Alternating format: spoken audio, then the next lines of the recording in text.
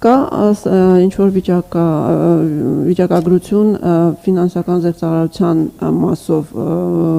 դինամիկան ինչպիսին է, շատանում է, քչանում է, եւ որպես հարցի շարունակություն ըստ ձեզ բավարար է արդյոք բանկերի կողմից ֆինանսական գրագիտության ավելացման համար արվող միջոցառումների եւ քայլերի բավական է թե ոչ եւ կան ինչ-որ ռեկոմենդացիաներ կարող է, որը կենտրոնական բանկը կարող է փոխանցել բանկերին, որպեսզի այդ մակարդակը բարձրանա։ Ես կարծում եմ, այդտեղ մենակ բանկերի հարց չի, այդտեղ բոլորիս հարցն է, ներառյալ կենտրոնական բանկի։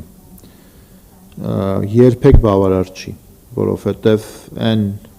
գործիքները կամ այն հնարքները, որ զեղծարարները իրականացնում են, իրանք գնալով ավելի դառնում են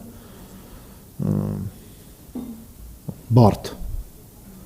Ու այդ տեսանկյունից մարդկանց կոմունիկացնելը դառնում է մեր համար բարդ։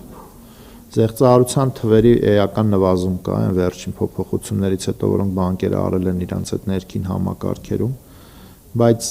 նախ հարցը շատ կարևորելով ու շնորհակալ լինելով հարցի համար, ես կուզեի մեր հայրենակիցներին եւս մեկ անգամ կոչ անել, որպեսզի շատ ուշադիր լինեն իրենց անձնական տվյալների հետ կապված։ Ես ինքս հանդիսանում եմ զոհ հարցակման, այսինքն փորձում են անընդհատ հարցակվել իմ email-ի վրա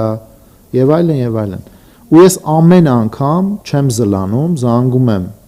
մեր անվտանգությանը, IT անվտանգությանը, ճշտում եմ ինչ անել, պրոտոկոլը որն է ու գործում եմ ըստ պրոտոկոլի։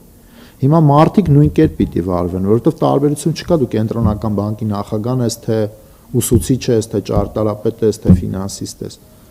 Դու պիտի հետևես հիգիենայի կոնկրետ պայմանների։ Այդ կոնկրետ պայմաններից մեկը այն է, որ դու քո անձնական տվյալները որևէ պարագայում որևէ մեկին չպիտի փոխանցես։ Ինչ պատրվակով ուզում են քեզ փորձեն համոզել։ Ցանց են փոխում, 5G են ավելացնում, էկրանը հեսա կսևանակ, սպիտակի,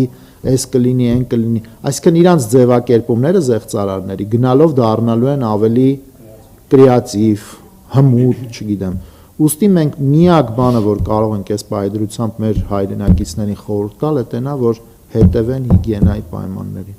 Ոնց որ իրանց տան դուռն են փակում ամեն անգամ տնից դուրս գալուց ֆիզիկական տարածքի մեջ, որ հանկարծ ինչ որ մեկը չմտնի իրանց տուն։ Նույն կերպ պիտի իրանց վիրտուալ տարածքը կամ էլեկտրոնային տիրույթը պաշտպանեն։ Այդ շատ կարևոր է։ Ու այդ տեսանկյունից մենք կարանք ու բանկերն էլ ներ են դնում անընդհատ ինչ որ նոր համակարգեր, որոնք կպաշտպանեն մարդկանց։ AI պիտի աշխատի դրա տակ, որպեսզի հասկանան, բայց ամեն դեպքում եթե մարդը չեղավ ծայրահեղ ուշադիր ինքը իր տվյալների ինքը իր տիրույթի վերաբերյալ, այդտեղ պաշտպանելը հաճախ լինում է անհնար։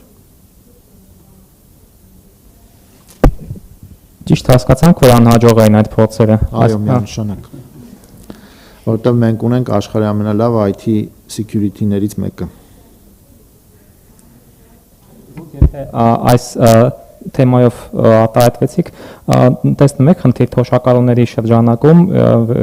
հաշվի առնելով, որ վերջին 2 տարվա ընթացքում նրանք զանգվածաբար ստացան բանկային քարտեր, սակայն միգուցե այդքան կատարելապես չեն տիրապետում այդ կիբերհիգիենայի կանոններին։ Նկատում եք, որ նրանց շրջանակում այդ հարձակումների եւ հաջող հարձակումների տոկոսը դիսպրոպորցիոնալ բարձր է։ Ճիշտն ասած, չեմ նկատում, այսինքն գիտեք ոնց է, այդտեղ իրանք էլ զեղծարարներն էլ համ հարձակվում են այն մարդկանց վրա, ովքեր շատ ավելի խոցելի են, բայց մյուս կողմից հարձակվում են այն մարդկանց վրա, ովքեր ֆինանսապես ավելի կայուն են, էլի։ Ու այդ տեսանկյունից չեմ կարող ասել, որ դիսպրոպորցիոնալ բան կա մեր թոշակառուների մոտ։ Արկա հետո դուք։